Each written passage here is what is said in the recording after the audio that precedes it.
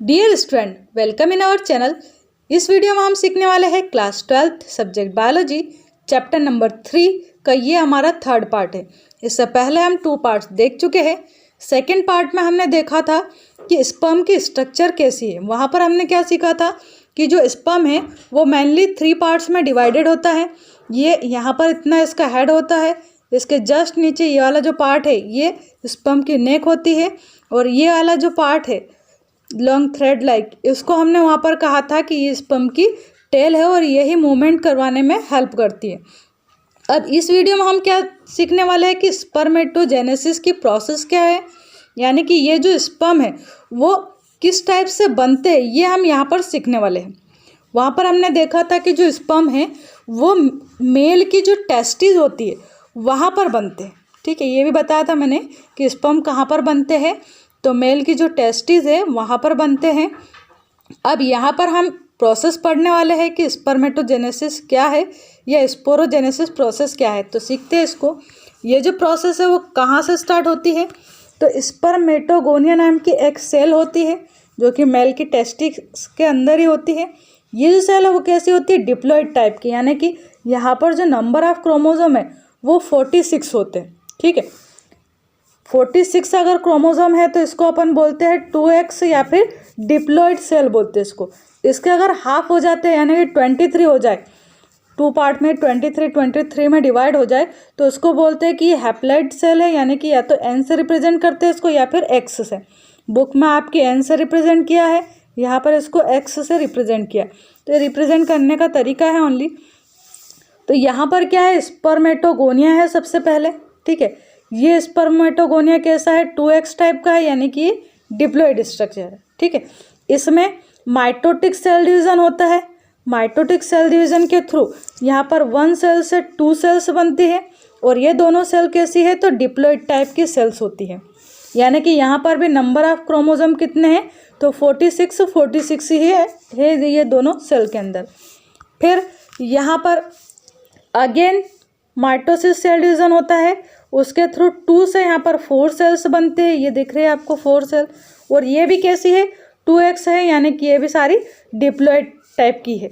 जब भी mitotic cell division होता है तो डिप्लॉइड टाइप की ही सेल बनती है, मियोसिस होता है तो हैप्लॉइड टाइप की सेल बनती है। ठीक है, आगे यहाँ पर ये जो चारों सेल्स हैं इनमें से कोई सी भी एक सेल हम यहाँ पर ले लेते हैं। हर एक सेल अपने आप में ग्रो करने की कैपेसिटी रखती है, बट सभी की स्ट्रक्चर हम यहाँ पर नहीं बनाते आगे, केवल इसमें से एक सेल ले लेते हैं और इसी की स्ट्रक्चर बना लेते हैं। ठीक है, क्या करते हैं, यहाँ से एक सेल आती है, ये वाली सेल, ये जो सेल है वो ग्रोथ करती है और क्या बनाती है, प्राइमरी स्पर्मेटोसाइट। क्या बना रही है, प्राइमरी स्पर्मेटोसाइट। स्टार्टिंग में क्या था यहाँ पर, तो स्पर्मेटोगोनिया था। क्या था, स्पर्मेटोगोनिया। स्पर्मेटोगोनिया डिवाइड होता है माइटोटिक सेल डिवीजन के थ्रू और मल्टीप्लिकेशन प्रोसेस के थ्रू यहाँ पर प्राइमरी स्पर्मेटोसाइट बनाता है। ये जो इतनी फेज है यहाँ से यहाँ तक की, इसको अपन बोलते हैं मल्टीप्लिकेशन फेज। क्यों कहा है इसको मल्टीप्लिकेशन फेज, क्योंकि यहाँ पर 1 सेल से 4 सेल बनती है, यानी कि मल्टीप्लिकेशन होता है। ठीक, इसलिए इसको मल्टीप्लिकेशन फेज कहा है। फिर ये वाली जो फेज है इतनी, इसको नाम दिया है ग्रोथ फेज। क्यों दिया है इसको ग्रोथ फेज, क्योंकि यहाँ पर ये जो सेल है वो ग्रो करती है, अच्छे से डेवलप होती है। उसके बाद फिर इसमें मियोटिक सेल डिवीजन होते हैं। अब ये जो सेल है इसमें मियोटिक सेल डिवीजन होते हैं। 1 सेल से यहाँ पर अगेन 2 सेल्स बनती है, ये 2 सेल है। ठीक है, अब ये जो सेल है वो कैसी है, XX टाइप की, यानी कि हैप्लॉइड है, यानी कि यहाँ पर जो नंबर ऑफ क्रोमोसोम रहेंगे वो 23 रहेंगे, यानी 46 के हाफ हो जाएंगे यहाँ पर। ठीक है, इसके बाद ये जो सेल है इनमें फिर अगेन यहाँ पर मियोसिस सेल डिवीजन होता है, यानी कि अर्धसूत्री सेल डिवीजन जिसको आप हिंदी में बोलते हो, जिसमें कि नंबर ऑफ क्रोमोसोम क्या हो जाएंगे, हाफ हो जाएंगे। तो यहाँ पर देखिए आप, यहाँ पर भी XX लिखा है, यानी कि ये कैसी सेल है, हैप्लॉइड टाइप की। तो यहाँ पर ये जो 1 सेल थी इससे कितने सेल बन गए, यहाँ पर अब 4 सेल। और ये जो फेज है इसको आप ग्रोथ फेज के अंतर्गत रख सकते हो, है ना, कि यहाँ पर ग्रोथ हुई एक सेल की और उससे बहुत सारी सेल्स बन गई। इसके बाद यहाँ पर ये वाली जो फेज है इसको कहा जाता है मेटामॉर्फिक फेज। क्या नाम दिया है इसको, मेटामॉर्फिक फेज। क्या होता है इसमें, ये जो सेल्स यहाँ पर बनी है, इनसे ये सेल डेवलप होकर क्या बनाती है यहाँ पर, तो स्पर्म बना लेती है, ठीक है। और यही स्पर्म है जो कि फर्टिलाइजेशन की जो प्रोसेस होती है उसमें हेल्प करते हैं। ये स्पर्म क्या करते हैं, तो फर्टिलाइजेशन के प्रोसेस में हेल्प करते हैं। अगर स्पर्म ना बने किसी मेल की बॉडी में तो वहाँ पर फिर फर्टिलाइजेशन इम्पॉसिबल होता है। तो ये था हमारा स्पर्मेटोजेनेसिस की प्रोसेस शॉर्ट में। अगर इसको हम रिकॉल करें तो क्या होगा, यहाँ पर देखिए स्पर्मेटोगोनिया लिया हमने, ठीक है। स्पर्मेटोगोनिया 1 सेल से 2 सेल बनाता है, दोनों ही सेल कैसी है, डिप्लॉइड टाइप की है। 2 से फिर 4 सेल्स बनती है, यहाँ पर ये भी डिप्लॉइड टाइप की है। इसमें से कोई सी एक सेल अच्छे से डेवलप होती है और ये बनाती है प्राइमरी स्पर्मेटोसाइट। फिर ये 1 सेल से यहाँ पर 2 सेल्स बनती है जो डिप्लॉइड टाइप की है। ये जो 2 बन रही है वो तो हैप्लॉइड है, बट ये वाली जो ग्रोथ कर रही थी वो डिप्लॉइड टाइप की थी, ठीक है। यहाँ पर ये 2 हैप्लॉइड सेल्स बनी। फिर इनमें अगेन मियोसिस सेल डिवीजन होता है और फिर इससे यहाँ से 2 सेल्स से 4 सेल्स यहाँ पर बन जाती। फिर ये जो 4 सेल्स है वो मेटामॉर्फोसिस प्रोसेस के थ्रू अच्छे से डेवलप होती है और यहाँ पर स्पर्म बनाती है, ठीक है। ये स्पर्म हो गए, यानी कि एक जो प्राइमरी यहाँ पर स्पर्मेटोसाइड है वो कितने स्पर्म बना रहा है, यहाँ पर 4 स्पर्म बना सकता है। ऐसे ही यहाँ पर ये जो प्राइमरी आगे जाके डेवलप होकर प्राइमरी स्पर्मेटोसाइड बनाएगा तो ये भी आगे जाके यहाँ पर 4 इस टाइप से स्पर्म बना सकता है। ये वाली सेल भी 4 स्पर्म बना सकती है, ये भी 4 स्पर्म बना सकती है। बट यहाँ पर हम केवल 1 को ही अंडरस्टैंड करते हैं।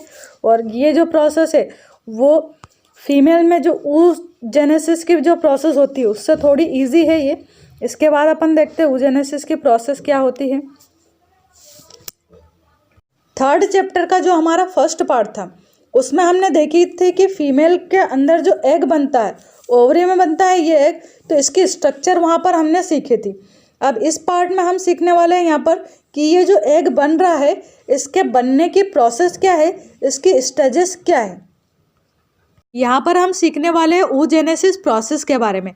तो फीमेल की बॉडी में जो ओवरी रहती है, ओवरी में होती है oogenesis की प्रोसेस और इसमें बनता क्या है, तो लास्ट में ओव्यूम बनता है इस प्रोसेस के थ्रू।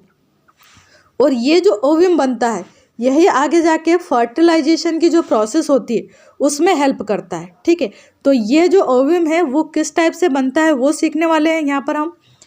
ये जो ओव्यूम बन रहा है ये डिफरेंट टाइप की 3 फेजेस में होकर बनता है। कैसे, फर्स्ट जो फेज़ है इसमें होता है मल्टीप्लिकेशन, सेकेंड फेज़ में यहाँ पर होती है ग्रोथ, थर्ड फेज़ में यहाँ पर होता है इसका मैच्योरेशन, ठीक है। देखते हैं क्या प्रोसेस है। सबसे पहले यहाँ पर आती है इसमें प्राइमरी जर्म सेल। क्या आती है, प्राइमरी जर्म सेल। ये सेल माइटोटिकली डिवाइड होकर, यानी कि इसमें माइटोसिस सेल डिवीजन होता है और फिर यहाँ पर 1 सेल से 2 सेल बनती है, ठीक है। ये 2 सेल अगेन डिवाइड होकर यहाँ पर बनाती है 4 सेल, ठीक है। और ये जो 4 सेल्स बनी इन्हीं को हम बोलते हैं उगोनिया। क्या बोलते हैं इनको, उगोनिया बोलते हैं। अब हर एक जो उगोनिया है वो आगे डेवलप होकर बनाता है प्राइमरी oocyte। क्या बनाता है यहाँ पर, प्राइमरी oocyte। ये जो प्राइमरी oocyte है इसमें फिर मियोसिस टाइप का सेल डिवीजन होता है, यानी जिसको हम हिंदी में बोलते हैं अर्धसूत्री विभाजन। ये जो मियोसिस टाइप का सेल डिवीजन होता है इसके थ्रू यहाँ पर 2 सेल्स बनती है और ये जो 2 सेल्स बनती है इनमें नंबर ऑफ क्रोमोसोम हाफ हो जाता है, यानी कि यहाँ पर जो सेल बनती है वो कैसी बनती है, हैप्लॉइड टाइप की। यानी कि यहाँ पर जो नंबर ऑफ क्रोमोसोम रहेंगे वो क्या रहेंगे, X, और यहाँ पर भी X, ठीक है। यानी यहाँ 2X थे तो यहाँ पर क्या बन जाएंगे अब XX। यहाँ पर गलती से 2X प्रिंट हुआ है, इसको आपको 1X करना है, ठीक है। ये क्या है, यहाँ पर X लिखा हुआ है, 2X नहीं है।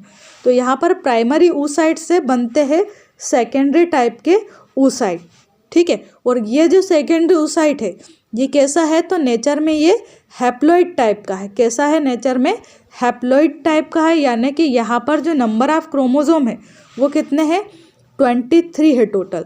और यहाँ पर जो पोलर बॉडी बनी उसमें भी 23 क्रोमोसोम है। अब यहाँ पर एक सेल बड़ी बनती है और दूसरी सेल छोटी सी बनती है, ठीक है। ये जो बड़ी सेल होती है इसे हम बोलते हैं सेकेंडरी oocyte, जबकि जो छोटी सेल बनती है इसे हम बोलते हैं पोलर बॉडी, क्या बोलते हैं इसे, पोलर बॉडी। अब ये पोलर बॉडी आगे जाके डिवाइड होके 1 से 2 बॉडीज़ बनाती है, यानी कि 2 पोलर बॉडीज़ बनाती है यहाँ पर। और ये जो हमारा सेकेंडरी oocyte था, ये सेकेंडरी oocyte आगे जाके डिवाइड होके अगेन 2 सेल बनाता है यहाँ पर। अब ये जो 2 सेल्स है ये भी कैसी होती है, हैप्लॉइड टाइप की होती है। यहाँ पर कौन सा डिवीज़न हो रहा है, तो मियोसिस डिवीज़न हो रहा है ना, यानी कि मियोसिस सेल डिवीज़न में नंबर ऑफ क्रोमोसोम यहाँ पर हाफ है। अब मियोसिस सेल डिवीज़न के थ्रू यहाँ पर जो सेल्स बनी इसमें एक बड़ी वाली सेल बनती है और एक छोटी वाली सेल। अब ये जो बड़ी वाली सेल है ये कहलाती है ओव्यूम, जबकि यहाँ पर ये जो छोटी सेल बनी इसको कहेंगे हम सेकेंडरी पोलर बॉडी। क्या कहेंगे इसे, सेकेंडरी पोलर बॉडी। यहाँ पर जो बनी थी वो क्या थी, प्राइमरी पोलर बॉडी। ठीक है, इस टाइप से टोटल यहाँ पर 3 पोलर बॉडीज़ बनती है और ये आगे जाके डिजनरेट हो जाती है, यानी कि ये आगे जाके फर्टिलाइजेशन में हेल्प नहीं करेगी, ये डिस्ट्रॉय हो जाएगी। ठीक है, जबकि ये जो ओव्यूम बन रहा है ये आगे जाके स्पर्म से फर्टिलाइज होगा, स्पर्म आएगा और इसको फर्टिलाइज करेगा, है ना, और फिर यहाँ पर एक नए जीव की उत्पत्ति होगी, यानी कि यहाँ पर एक नए फीटस का फॉर्मेशन होगा। ठीक है, तो इस टाइप से थी ये oogenesis की प्रोसेस, जो कि किस में होती है, ओनली फीमेल में ही होती है। और फीमेल की भी जो ओवरी वाला पार्ट है उसमें होती है। ठीक है, अब ये जो ओवरी है वो कहाँ पर प्रेजेंट होती है, तो जो यूटेरस वाला पार्ट है फीमेल का वहाँ पर प्रेजेंट होती है। यहाँ पर हमने जो दोनों क्वेश्चन समझे ये दोनों ही क्वेश्चन बोर्ड के लिए मोस्ट IMP है। इनको आप अपनी लैंग्वेज में जैसा आपने यहाँ पर समझा वैसा आप राइट कर सकते हो। फर्स्ट हेडिंग में आप लिखोगे यहाँ पर मल्टीप्लिकेशन फेज, सेकंड हेडिंग डालोगे ग्रोथ फेज और थर्ड हेडिंग आपकी मैच्योरेशन फेज होगी। ये जो फेजेस है इनके अंदर आप मन से राइट कर सकते हो कि यहाँ पर जो प्राइमरी हमने जर्म सेल ली थी वो 2 सेल्स में डिवाइड होती है। ये 2 सेल्स आगे माइटोटिकली अगेन डिवाइड होके 4 सेल्स बनाती है और इनको हम उगोनिया बोलते हैं। ठीक है, फिर ये जो उगोनिया है वो आगे ग्रोथ फेज में आप बताओगे कि ये जो उगोनिया है वो ग्रोथ फेज में प्राइमरी oocyte में चेंज हो जाता है। ठीक है, फिर जो मैच्योरेशन वाली फेज है इसमें आप समझाओगे कि यहाँ पर जो प्राइमरी oocyte है इससे सेकेंडरी oocyte बनता है और एक पोलर बॉडी बनती है। ठीक है, फिर ये जो सेकेंडरी oocyte है वो अगेन 2 सेल्स में यहाँ पर डिवाइड होता है और इसमें एक ओव्यूम बनता है और दूसरा क्या बनता है, यहाँ पर सेकेंडरी पोलर बॉडी बनती है। फिर जो फर्स्ट में जो प्राइमरी पोलर बॉडी बनती है ये अगेन डिवाइड होके 2 पोलर बॉडीज़ बनाती है, यानी कि इस टाइप से जो ये oogenesis की 1 प्रोसेस हो रही है, एक प्रोसेस में यहाँ पर 3 पोलर बॉडीज़ बनती है टोटल। ठीक है, ये जो पोलर बॉडीज़ बनती है ये आगे जाके डिजनरेट हो जाती है, यानी कि ये फर्टिलाइजेशन की प्रोसेस में हेल्प नहीं करती। यहाँ पर जो ये ओव्यूम बनता है यही केवल आगे जाके फर्टिलाइजेशन की प्रोसेस में हेल्प करता है और इससे फिर एक नए जीव की उत्पत्ति होती है। तो इस टाइप से ये जो प्रोसेस है आपको जितनी अंडरस्टैंड होती है उतनी आप हेडिंग डाल के अपने अकॉर्डिंग यहाँ पर इंग्लिश में इसको एक्सप्लेन कर सकते हैं। ठीक है, और ये क्वेश्चन 4 या 5 मार्क्स में एग्जाम में पूछा जाता है, एक ये वाला क्वेश्चन और एक स्पर्मेटोजेनेसिस का क्वेश्चन। दोनों ही क्वेश्चन मोस्ट IMP है, इसलिए इनको अच्छे से अंडरस्टैंड करें और अपने अकॉर्डिंग राइट करने की कोशिश करें।